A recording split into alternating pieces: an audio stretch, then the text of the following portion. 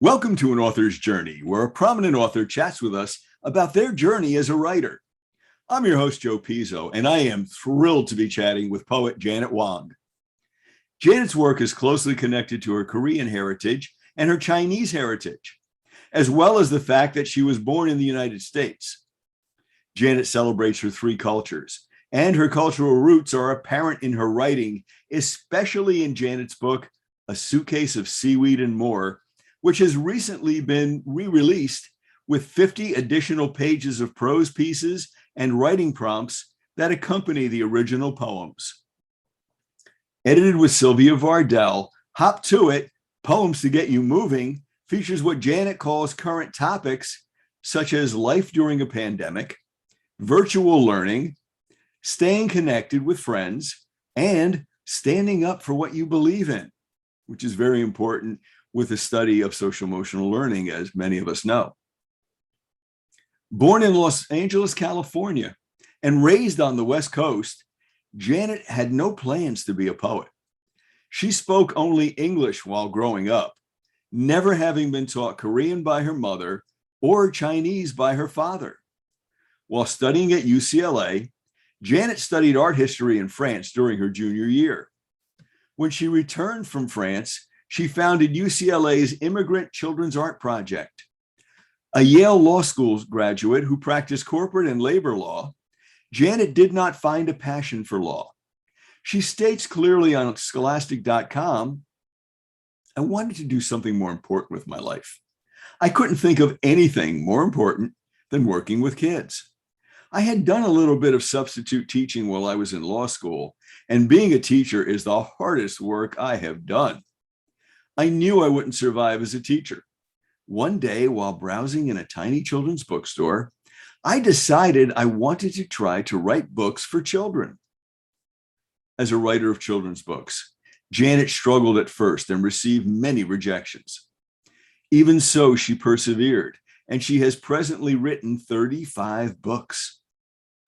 Her first book of poetry, Good Luck Gold and Other Poems, was published in 1994 and was followed by other works of poetry featuring the author's life and multiple ethnicities.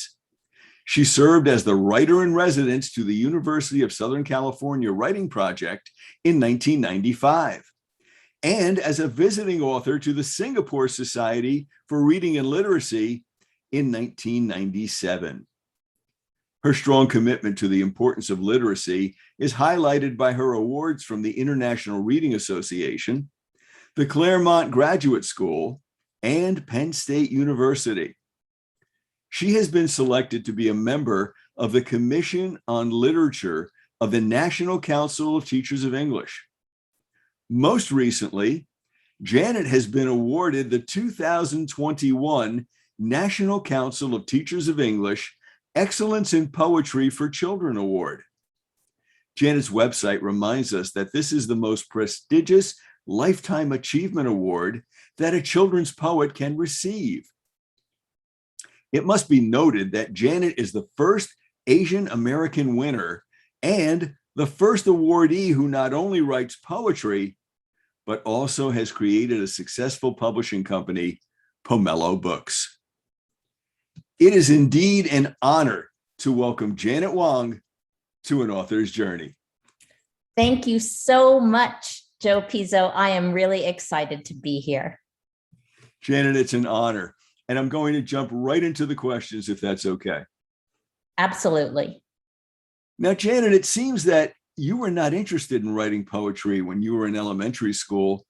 Why is that?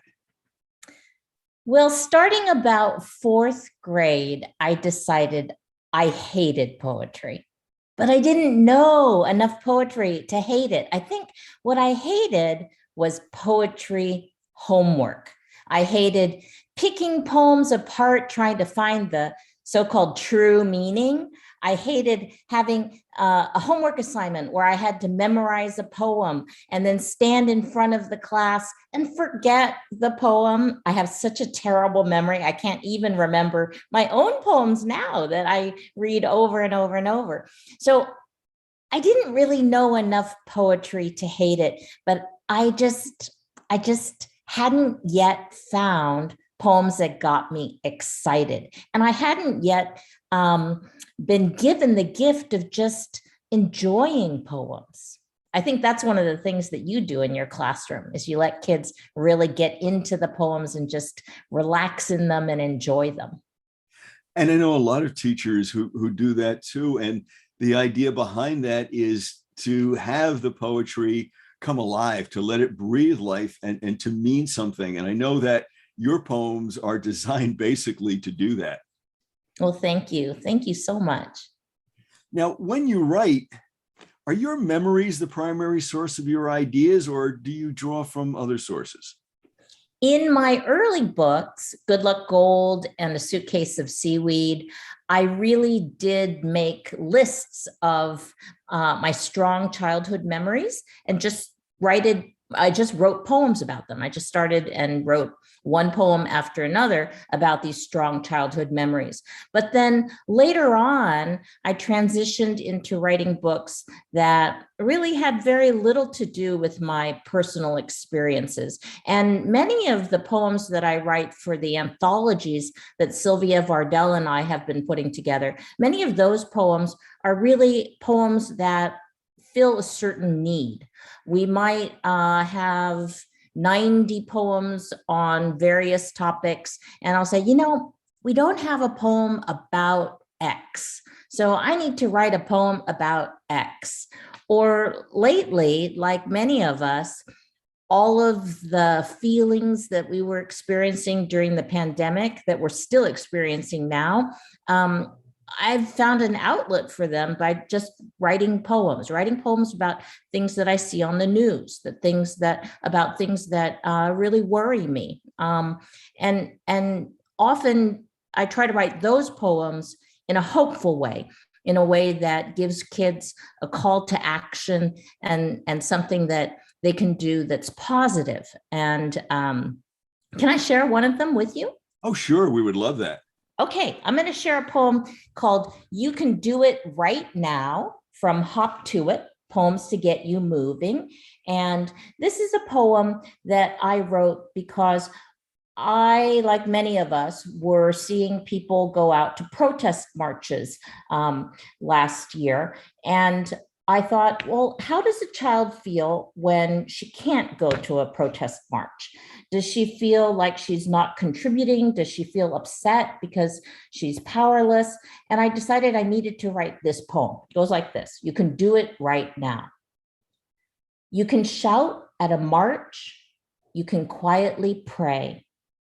You can read the news and share it today. You can send the mayor of your town a note.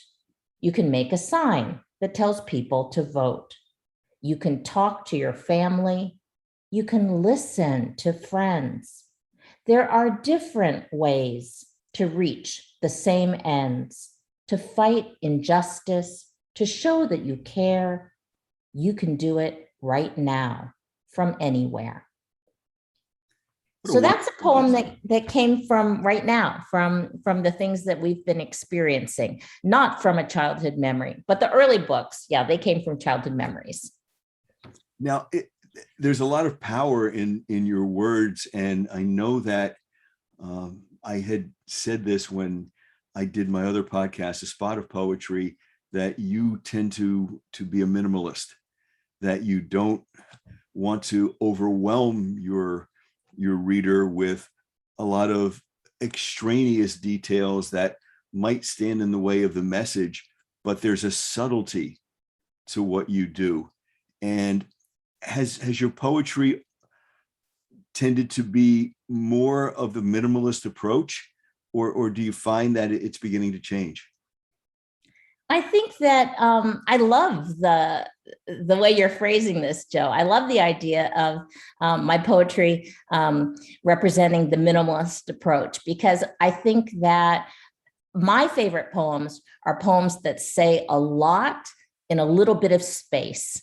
and say it plainly so that anyone can understand.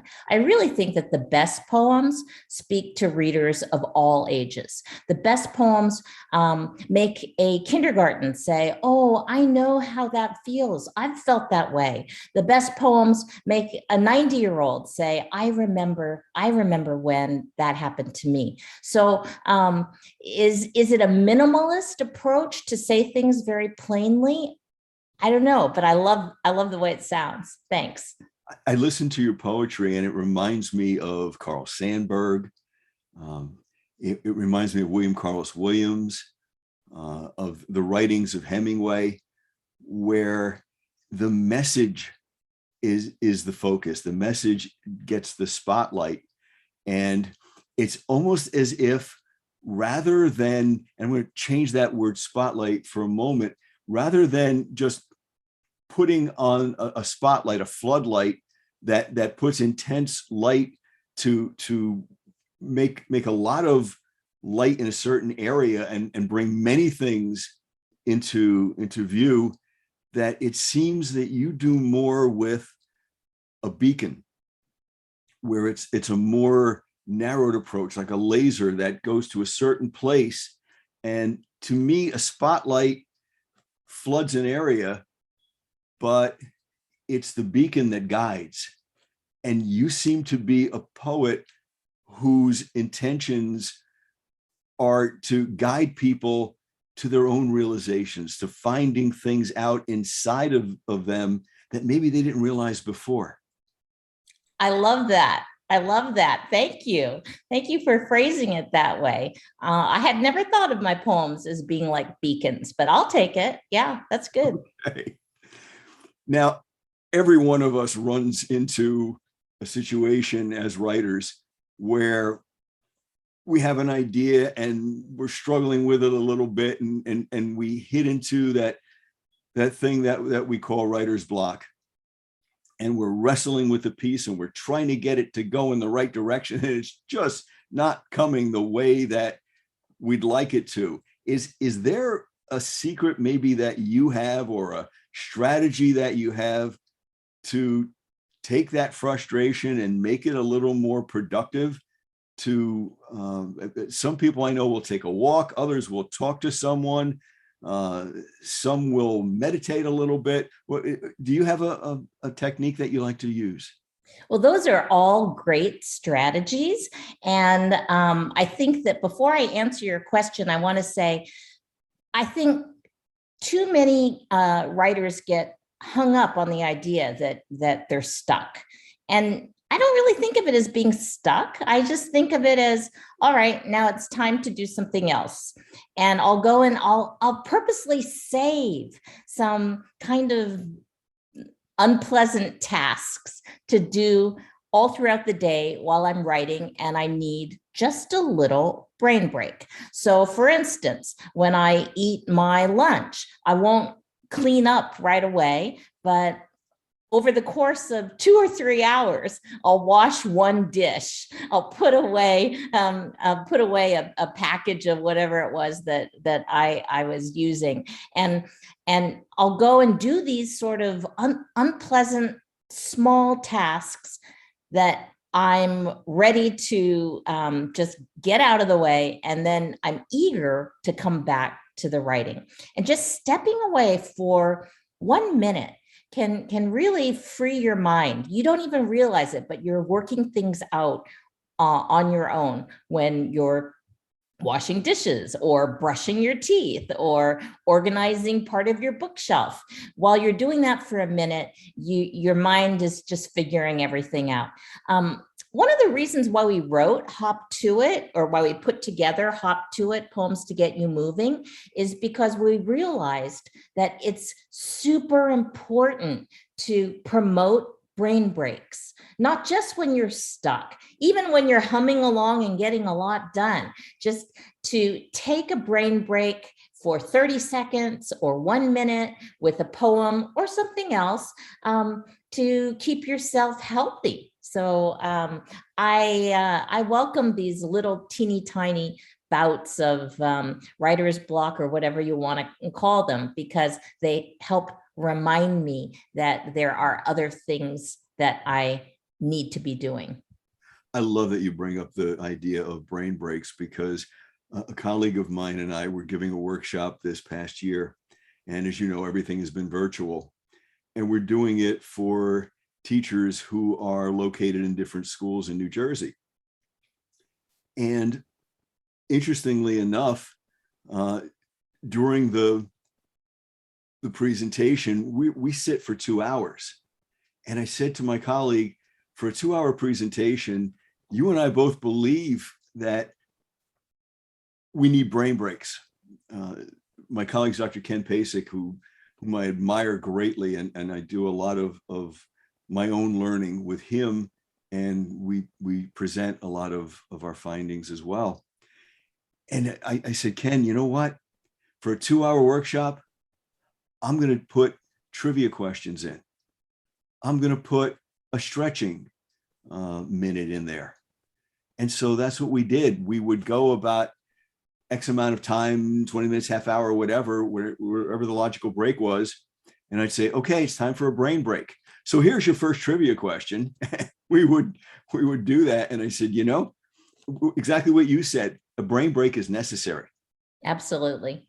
Because you're regenerating yourself, you're putting your focus back into a place that's comfortable. And we tend to be so driven that we have to do this and we have to do this and we have to do this. Well, it's the wise man and the wise woman who knows that you don't get the greatest productivity when there's only work. Right. There needs to be diversion and there needs to be humanity. We need to be people. We need to talk to colleagues. We need to talk to our students, and we need to listen too. That's the most important thing. And to get outside of ourselves, just 30 seconds at a time. So I'm going to challenge you to do this. All right. I'm going to say, give me a number between, I'm going to hop to it now. Okay. All right. So the poems start on page 15 and they end on page 114. And I'm going to say, give me a number between 15 and 114, any number. Go. I'm going to take 16. 16? Wow. All right. It was almost like I planted you, right? I planted you in my audience. It's my poem. Now, there are 90 poets in this book, 100 poems. This is one of my poems, and it's actually a poem that I love to use to open up Zoom meetings because it's so much fun. All right. And I know that the people listening to this podcast can't see me, but you right now can see me. And I want you to do the same thing that I'm going to do. All right. Okay.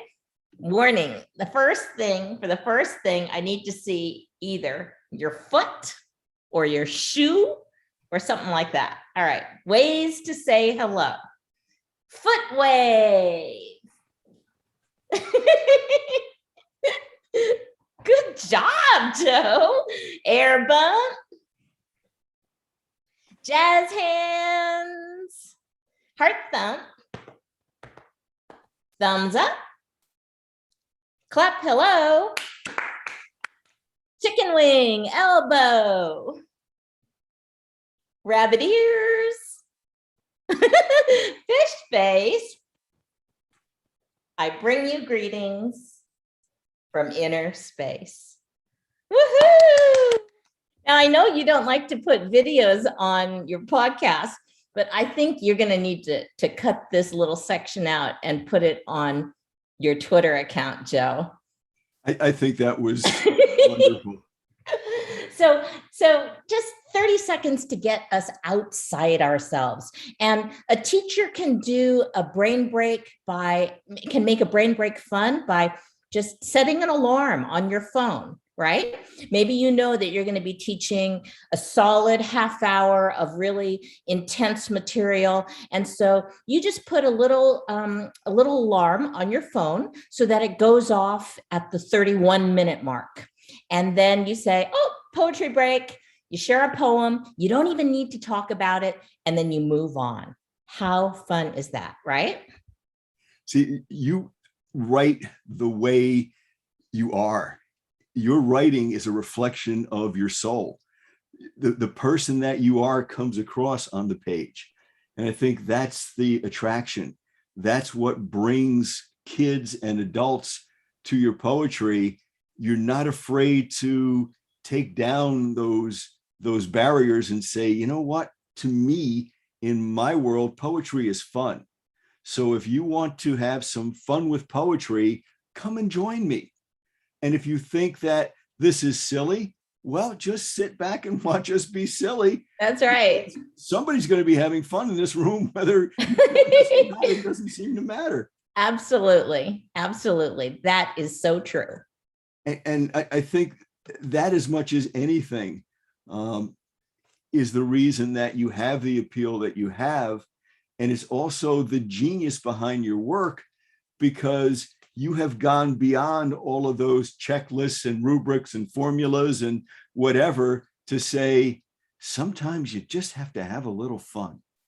Absolutely. Especially now. Yeah. And we're just overwhelmed in this pandemic and separated. We've lost some of that connection. At the same time, we do need to talk about really serious things. Sure. Because a lot of super serious things have been happening. And can I share a poem of mine from Good Luck Gold and More, which is the next book that's going to come out? You would love that. Okay, let me try to decide which one to share. How about this one? I want to share this one because it's become an issue with all of the anti-Asian hate. Yes. There is a poem in that appeared in Good Luck Gold and other poems. My first book, the one that came out in 1994 that you talked about, a poem called Speak Up, and it goes like this. It's a poem in two voices, a dialogue poem. Mm-hmm. You're Korean, aren't you? Yes. Why don't you speak Korean? Just don't, I guess. Say something Korean. I don't speak it. I can't. Come on, say something. Harmony, grandmother. Haraboji, grandfather. Emo, aunt. Say some other stuff. Sounds funny. Sounds strange. Hey, let's listen to you for a change. Listen to me? Say some foreign words. But I'm American, can't you see? Your family came from somewhere else, sometime, but I was born here. So was I. Well, that's a poem that comes from so many experiences that I had as a child and even as an adult. And a lot of Asian people are being seen as foreigners, perpetual foreigners, Asians in America. And in these and more books, so in A Suitcase of Seaweed and More, and in the book that's coming out in October, Good Luck Gold and More, what I'm trying to do with the and more is extend the learning, invite discussion, and give a glimpse into what was going on in my mind when I wrote the poem. And so in the prose piece that accompanies that poem now in the And Good Luck Gold and More book, I write, my father came to the United States from China when he was 12 years old. My parents met when my father was a soldier with the US Army in Korea. After they married, they lived in Los Angeles, where I was born. My father didn't speak much Korean, and my mother didn't speak any Chinese. We spoke to each other in English. By the time I was 5 years old, some kids at my school, in the park, and even when we were shopping in the supermarket, had made fun of me for being Asian. It didn't happen all the time, but it hurt.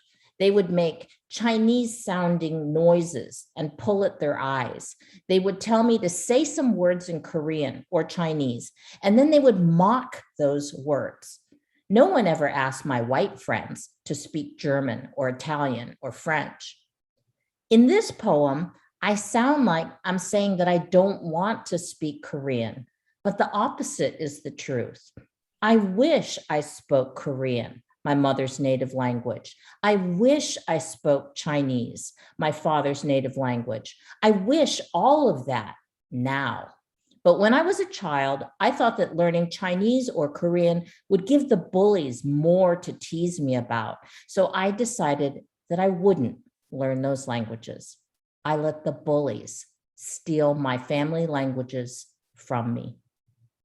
Well, that's the prose piece. And then under the prose piece, under each prose piece that goes to one of the original poems in Good Luck Gold, I have questions to get kids talking, to get them thinking. And so the questions underneath this prose piece are, what are the languages of your heritage? Would you like to learn them or any other languages? And so hopefully I'll get people thinking and talking with each other because of this poem and this book. I think it's interesting that when you speak one of your poems, when you recite one of your poems, it sounds very similar to you having a conversation. And that's the realism in your work. And that's you coming through your work. There is no denying that the work is yours because there's a very definite voice there. And Thank you. For the writers who are struggling to find their voice, maybe it's time to just let yourself come through as you have done. Right. Just poems that talk, right? That sound like people talking to each other. And you can always fancy it up later. It's actually harder to get things down just the way they're spoken, usually, just the way you hear them.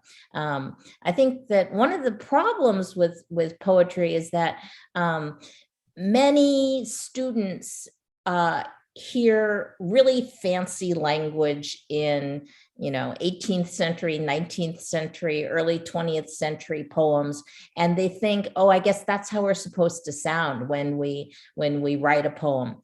But no, if you start reading poems of the late 20th century and the 21st century, most of them sound like we're talking to each other, I think. Who are your favorite authors? Oh, I have so many. But one of my current favorite authors, because I am reading an advanced copy of her next book, is Padma Venkatraman. Oh, I love And I listened to your interview with her just the other day. I listened to it, and she comes through so beautifully and so completely in the interview that she did with you. You guys did a great job. Kudos to you. Thank you. And speaking with her is very similar to what we're doing here, because I wasn't dealing with a personality. I wasn't dealing with an attitude or a direction. I was dealing with someone who was sharing part of herself with me, the same way you're doing. And I think that's maybe one of the ways that the great authors reach greatness, is finding that avenue to share, to be able to share that piece inside, the what my perspective is, the what I'm feeling, and the what I am enjoying sharing. Well, that is very profound, Joe Pizzo. Very profound. One of the things that I loved learning about Padma in that podcast that you did was that at age 3, unbelievable, at age 3, she would dictate poems to her mother and say, okay, write this down. And there you break the line, right? There's the line break. That she had an awareness of that at 3 years old tells me that she definitely is an old soul. I think that she has lived many wise lives before. If one day down the road, I would love to have both you and Padma on a panel and just talk about writing. The insights, I think, would be tremendous. It would be a lot of fun. It would definitely be a lot of fun. Now, I interrupted you. I know you have more questions. Do you want to ask another one? Sure, I would love to. but I am going to pursue that opportunity to maybe bring the two of you together somewhere down the road to chat. That would be great. Now, when you're not writing, and I know that some people think writers run around with notebooks and all they ever do is write. Well, no, not necessarily. Those of us who write maybe a little more casually, and those of us who write more seriously, we have lives outside too. So what do you do, Janet, when you're not writing? Well, I love reading, but I'm not always reading books. And I think it's really important when we're talking to kids that we convey respect for all kinds of reading. You know, when they're reading a text message, they're reading. When they're reading the manual for a video game, they're reading. When they're just, you know, surfing on the web, right? They're reading. And I love little tidbits of kind of, you know, weird news or unusual facts. I love learning science related, technology related things. And so I might spend, honestly, gosh, 3 to 4 hours a day on my computer, just trying to learn something new, just reading about things that I wasn't even aware of the day before. So for instance, one of the things that I'm learning about now is fungal networks and how there are fungal networks that connect the roots of trees so that they can talk with each other, you know, over an area of miles. It really is amazing. And it really makes you think, gosh, can we eat anything now? Knowing that plants are so highly capable of communicating with each other, right? It just makes you think, don't waste any of your food. Every single thing you put in your mouth, right? Something precious is giving its life to you right at that moment. But speaking of food, one thing that I did just before we started this was I made some Chinese dumplings. Oh, and I love Chinese dumplings. Yeah, and this was a recipe that I had not used before, and I love to just find a recipe and read it for a general understanding and inspiration, and then ignore it and then go ahead and make my own version of how I imagine that food should taste. So I cook a lot of things that make my husband wince and say, oh, you didn't follow the recipe, did you? And I was like, no, I didn't follow the recipe. I'm very proud of that. I invented this all by myself. So our dog likes to go out about 10 to 12 times a day. So I spend a lot of time going in and out of the house. And then the next thing you know, the day's gone. That's it, right? Isn't it true? That's how it is for all of us, especially now during the pandemic. Our lives have become, in the face of all this uncertainty and upheaval, our lives have become very routine. I'm sure that during this pandemic, there are people who have maybe found that they'd like to dabble a little bit in writing, and maybe they've become a little more serious, or they've started to practice writing, while others have continued to pursue it. And maybe they're still aspiring to be writers. They haven't really reached that level of, yes, I'm published now. Yes, people are accepting me. Is there any advice that you would give to those folks who are struggling to make it, as we say, as a writer?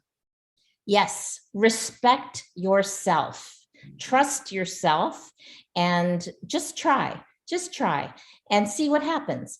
If you don't get published traditionally right away, if you send your manuscript out to traditional publishers and all you're getting is rejection letters, well, you know, Kwame Alexander started out with self-publishing, right? And he got 22 rejection letters for the crossover. And then he hit gold with the Newbery Medal and Houghton Mifflin Harcourt picking it up, and has come full circle Now, in a sense, because he has his own imprint, Versify. So if you're not getting the result that you want, look into self-publishing, which I like to call indie publishing, like independent publishing or artisanal publishing. There's a great book that came out in 2012 that's not quite up to date on the details, but I believe 100% in the message, and it's called APE, Author, Publisher, Entrepreneur, APE, APE, and it's by Guy Kawasaki, he was the marketing genius at Apple for many years, and he was published traditionally, and then he decided to do artisanal publishing, and he gives a great case for it in that book. And I would just go online and Google KDP, Kindle Direct Publishing. There are lots of different print-on-demand companies. KDP is owned by Amazon. It costs you nothing to put a book up on Amazon. And so if you've written something and the publishers are not knocking at your door, go ahead and publish it yourself. Get your story out there. Respect yourself, respect your story, trust that others will want to read it, and just go for it. Just try. That's excellent advice. And who knows, maybe someone listening to this podcast may do that and end up being one of the great writers that looks back and says, I was listening to Janet Wong on this podcast one time. On Joe Pizzo's podcast. And I followed her advice, and boy, it worked. How nice is that? That would be super. Where can your fans find you online? I tweet a lot.